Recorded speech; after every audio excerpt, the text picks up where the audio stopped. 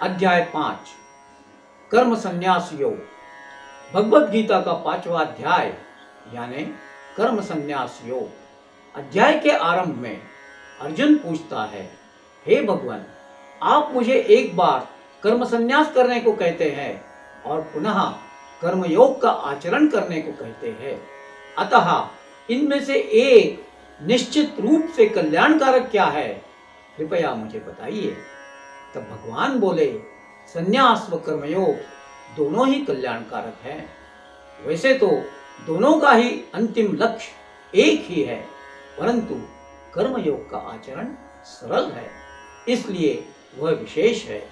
योगी पुरुष इंद्रियों पर विजय प्राप्त करता है, सभी प्राणी मात्रों को एकत्व भाव से देखता है, कर्म करते हुए भी उसके बंधन से मुक्त रहता है। चलना, बोलना इत्यादि सब कुछ करते समय यह मैं खुद नहीं वरन प्रकृति के स्वभावानुसार ही हो रहा है, ऐसा समझता है। शरीर, मन और बुद्धि इत्यादि से आसक्ति न रखते हुए कर्म करता है, इसलिए उसे शाश्वत शांति का लाभ होता है। परमेश्वर किसी के भी पाप या पुण्य का स्वीकार नहीं करता, यह सब अज्ञान के कारण ही महसूस होता है।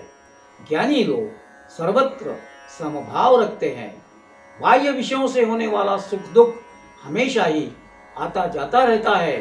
काम क्रोध का आवेग जो सहन कर सकता है वह मनुष्य यथार्थ रूप से सुखी होता है। आंतरिक सुख में रममाण होने वाला आत्मज्ञान के प्रकाश को प्राप्त योगी पुरुष ब्रह्म प्राप्ति कर लेता है। इतना ही क्या, ब्रह्म निर्वाण हमेशा उसके समीप रहता है।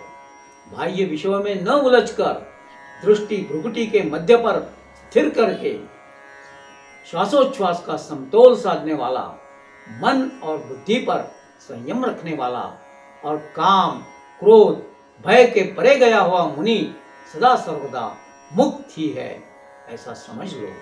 सभी यज्ञ और तप का भोक्ता, सभी लोगों पर अमर्यादित सत्ता रखने वाला और सभी का सखा जो मैं, उसे पूर्ण रूप से समझ लेने पर शांति का लाभ होता है।